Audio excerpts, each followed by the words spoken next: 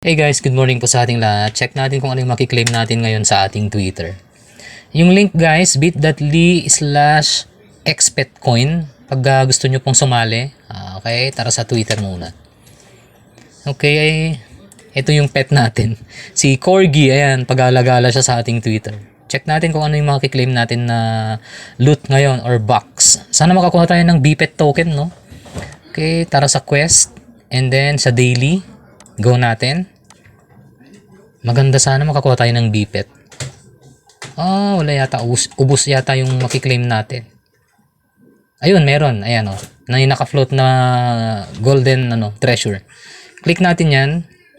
And then, pag magkiklaim kayo guys, i-type nyo lang po ang XPET. That's i-reply nyo. Tapos pwede nyo nang buksan yung chest. BPET sana. Ay, one chicken na naman. Pagkain ng pet. Ayan. Yung complete video guide natin guys nasa YouTube guys. Ito, youtube.com tapos DMC Trends.